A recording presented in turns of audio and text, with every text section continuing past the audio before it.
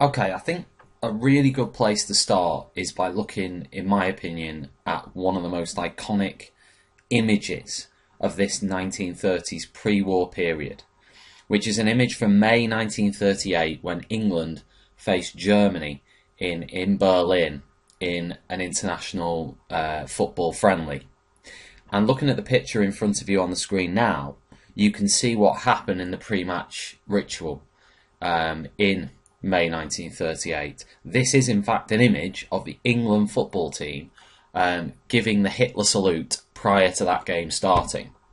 And when I show this in school, it always gets the same reaction, which is one of confusion, because we always associate in our minds World War II with Britain being very much set against Hitler and against the idea of Nazism. And I think even though Britain was always set against those ideas, in the 1930s, as you can see in this image, there was not a clear-cut desire in Britain to confront Hitler and to have a war against Hitler. There was nothing necessarily heroic about Britain's policies in the 1930s towards Germany. The policy that we're going to discuss later on in this tutorial that Britain had adopted in the 1930s for lots of different reasons was called appeasement. Appeasement, in its literal sense, meant soothing and negotiating to preserve peace. Basically doing anything that you could, apart from use force, to preserve peace. And that's what Britain was trying to do and failed to do to a certain extent in the 1930s in Britain. In this tutorial, we're going to start by asking that key question: how did Britain end up in a war against Germany?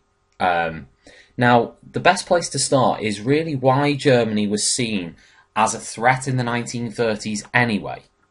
Now, we know that in 1933, Adolf Hitler became Chancellor of Germany and he consolidated his position as German leader. And his foreign policy was going to be an aggressive one. In other words, he was going to look to increase the living space that Germans had, which was called Lebensraum, which meant living space. And Hitler was a real, one of his real aims was to increase the amount of space that Germany had control over. The other thing he wanted to do was unite all German-speaking people. So anybody in the world who spoke German, shared the cultural heritage of Germany, he wanted to unite within this German empire that he dreamed of, this 1,000-year Reich, as he called it, that he anticipated. In fact, he famously declared there wouldn't be another revolution in Germany for another 1,000 years. And he called this the 1,000-year Reich. And in this 1,000-year Reich, all German-speaking people would be united. And he quickly, when you realise those things, you realise that to do that, he needed to have military strength.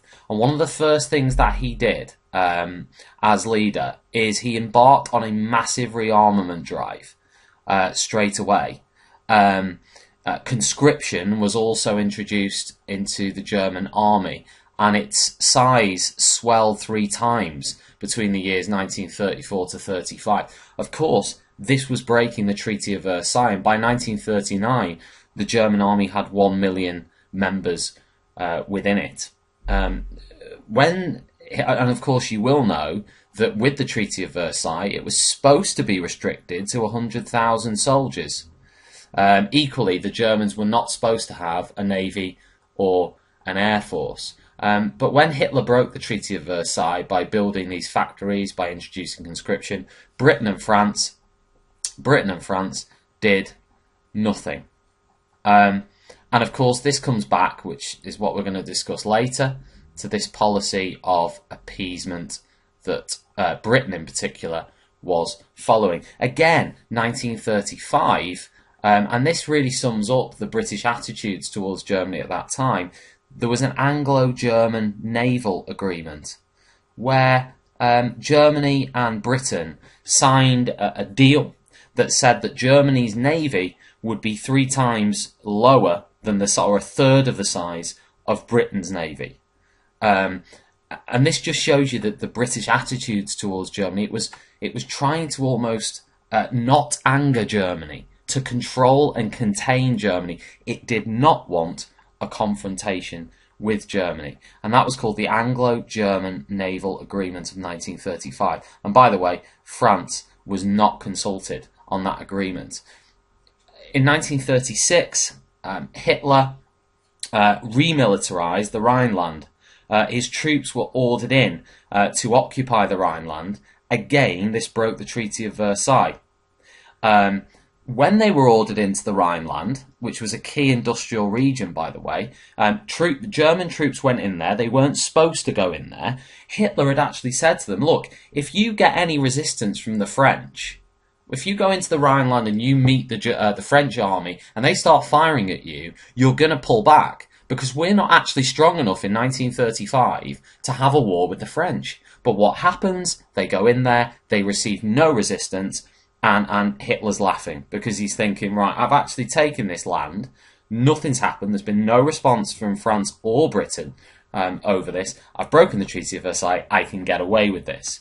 The remilitarization of the Rhineland was a success, and of course that increased his popularity amongst many German people who felt that they'd been denied the Rhineland and really having control over their own borders because of the Treaty of Versailles. They have, of course, felt humiliated by the whole thing. So in 1938, this is 2 years later, Hitler declares, starts stirring up trouble in Austria. Hitler invaded the country. Again, it broke the Treaty of Versailles. Hitler declared Anschluss. He wanted to unite all German-speaking people, and Anschluss was this combining of Germany and Austria, but it was not a combining by vote or plebiscite. He just walked in there and invaded and combined those two countries into one. Some Austrians didn't like it, but you have to say the majority were quite happy. And you know the famous scenes of Austrians kind of running down the streets, waving and smiling and cheering as the German tanks headed through Austria. And again, Britain and France did nothing. One of those reasons was because they had sympathy. Certainly in Britain there was some sympathy for the Germans. They admired the way that Hitler had managed to inspire an economic recovery in Germany in these depression years. They admired the fact that Hitler was a strong leader who wanted to almost unite German-speaking people. But this was essentially an invasion. This was an invasion by force.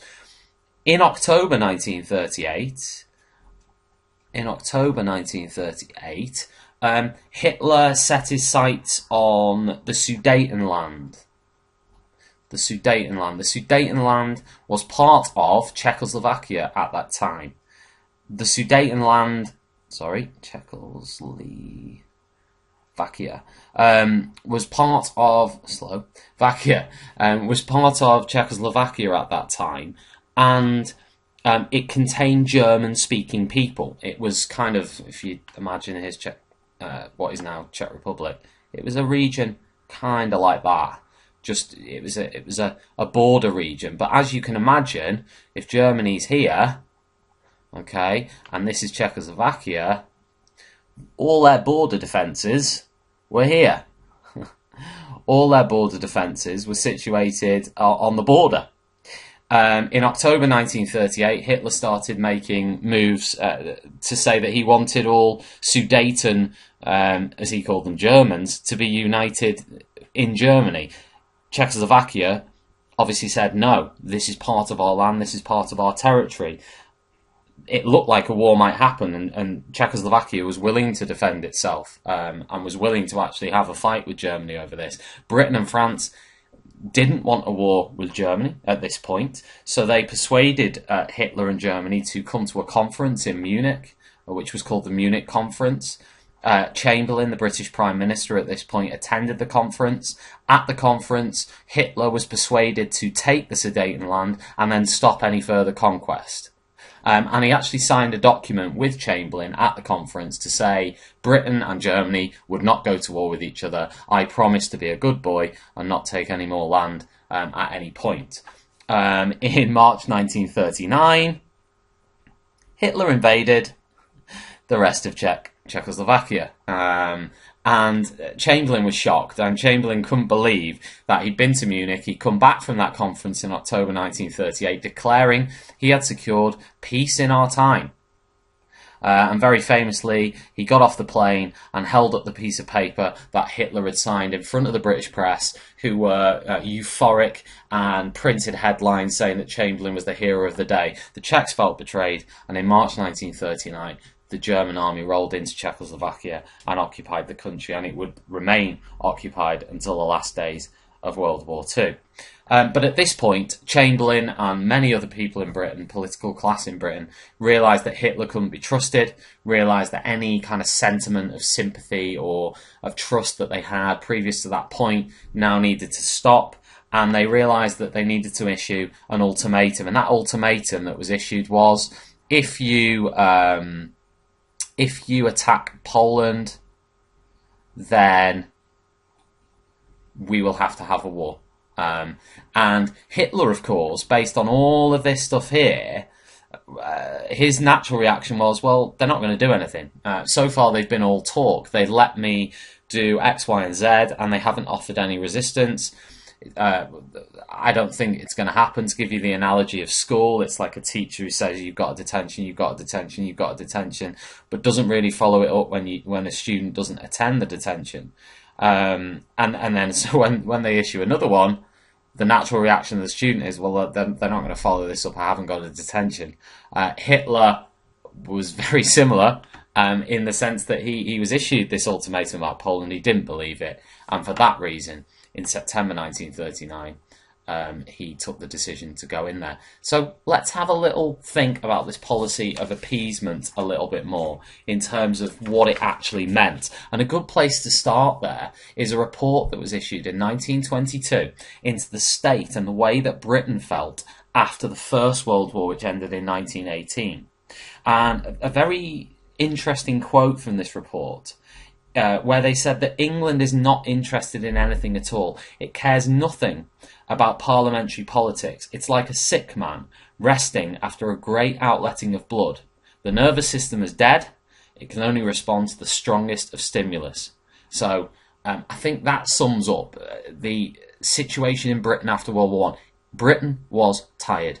It didn't want any more conflict. It wanted a rest. That's what it wanted. It wanted a rest. Now, Chamberlain embarked on this policy of appeasement. Neville Chamberlain, the British Prime Minister, embarked on this policy of appeasement from 1935 to 1939. And the policy essentially meant negotiating with Hitler as much as possible to avoid any further conflict. There were those, even in Britain at the time, such as Churchill, who at that point was a Conservative backbench MP, very outspoken at that time, who said that Hitler was a threat and Hitler needed to be dealt with, but he was not listened to, Churchill. He was not listened to. He was scoffed at. Most British people were not interested in this kind of confrontational rhetoric that Churchill was spouting off about, at some point we're going to have to confront Hitler. Britain wasn't interested in that. Not only that, there was this kind of attitude that it was a faraway conflict. I mean, Czechoslovakia, it was Eastern Europe as far as many Britons were concerned. Austria, the Rhineland. It was a faraway conflict. Of course, the counter-argument was it's like pushing over a domino. The domino effect, as one country's toppled, it leads to another country being toppled, and so on, until Britain would be toppled. But British people couldn't really see that it was a very different world, perhaps, to the one that we live in today with globalization. Everything felt a long way away. You couldn't just hop on a flight to Prague whenever you wished. So the attitude of British people was, it's a faraway conflict, it doesn't involve us. let's stay out of it for as long as we possibly can. And when they got this kind of agreement, this signature from Hitler, Chamberlain genuinely believed that he'd won, and that actually that everything was fine, and there wouldn't actually be a war until Hitler invaded Poland. And again, even the invasion of Poland, Hitler used very devious means. You know, he sent SS soldiers into Poland previous to the 1st of September 1939, when the invasion actually started.